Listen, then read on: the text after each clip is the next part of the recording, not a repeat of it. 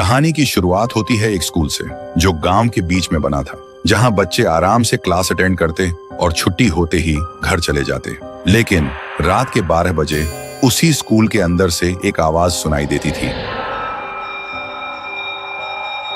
ना चौकीदार होता, ना टीचर, ना कोई स्टूडेंट, फिर भी वो घंटी हर रात एक ही वक्त पे बजती थी। उसी स्कूल में एक पुरानी लाइब्रेरी थी जो बहुत साल से बंद थी। लोग कहते थे वहां कुछ है, कोई भूत या साया। इसी गांव में एक लड़का रहता था, साहिल, जिसका बचपन से सपना था पुलिस ऑफिसर बनने का, और वो भी उसी स्कूल में पढ़ता था। एक दिन क्लास में अटेंडेंस लग रही थी, सबका नाम बोला गया, लेकिन एक नाम, रोल नंबर 13 का जिक्र ही नहीं हुआ। साहिल ने तुरंत पूछा, मैडम आपने सबका रोल नंबर बुलाया, 13 का क्यों नहीं? ये सुनते ही टीचर का चेहरा एकदम शांत हो गया। फिर सिर्फ एक ही सेकंड में टीचर गुस्से में बोली, पढ़ाई करने आते हो या फालतू के सवाल करने? साहिल चुप हो जाता और बैठ जाता है। थोड़ी देर बाद स्कूल की छुट्टी हो जाती है, सब घर चले जाते, लेकिन साहिल के दिमाग में अब भी वही सवाल चल रहा था, रोल नंबर 13 का क्या राज है? टीचर उस नाम पे भड़की क्यों?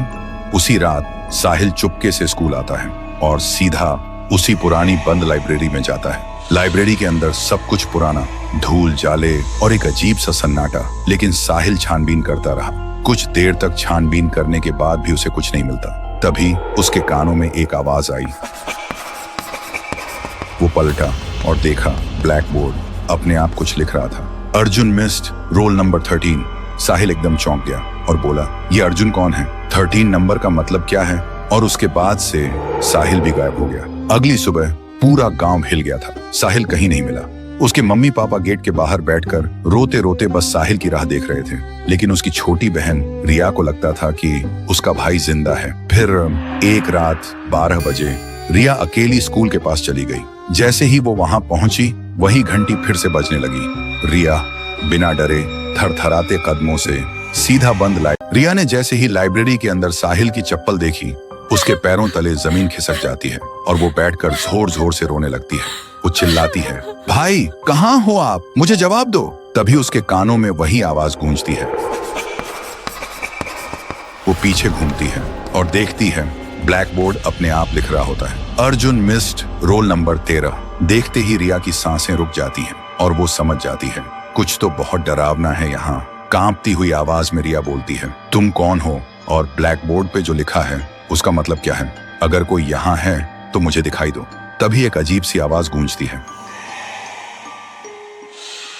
और एक परछाई दिखाई देती है। एक लड़का स्कूल यूनिफॉर्म में, उसकी आंखों में सिर्फ दर्द। वो कहता है, सब मुझे भूल गए। रिया पूछती है, तुम कौन हो और चाहते क्या हो? परछाई बोलती है, मैं हूँ अर्जुन, मिस्ड रोल नंबर 13। आज से 5 साल पहले की बात है। मैं बचपन से अनाथ था। मेरे मम्मी पापा मुझे अकेला छोड़कर चले गए थे। एक दिन क्लास के सब बच्चे मुझे कालुआ कालुआ कहकर चिढ़ाने लगे। मैं काला था, इसलिए मैं रोता हुआ लाइब्रेरी की तरफ भागा, और जब मैं लाइब्रेरी में घुसने ही वाला था, तभी देखा मैडम और एक डॉक्टर किसी अजीब चीज के बारे में बात कर रहे थे, और तभी किसी ने मुझे पीछे से जोर से मारा। मेरी आंखों के सामने अंधेरा छा गया। जब मेरी आंखें खुली तो देखा मैं लाइब्रेरी के अंदर टेबल पर पड़ा था। डॉक्टर और मैडम भी वहां थे। मैं चिल्लाने की कोशिश कर रहा था, लेकिन न चिल्ला पा रहा था, न हिल पा रहा था। तभी मुझे पता चला ये लोग स्कूल के बच्चों को किडनैप करके उनके ऑर्गन्स निकालते हैं और उन्हें बेच देते हैं। फिर उसी दिन मैडम ने प्रिंसिपल के सामने कुछ बहाना बनाकर लाइब्रेरी को हमेशा के लिए बंद करवा दिया। गांव वालों के सामने मुझे मिसिंग बता दिया गया। तब से मेरी रूह इसी लाइब्रेरी में भटक रही है और हर रात 12 बजे घंटी बजाता हूँ,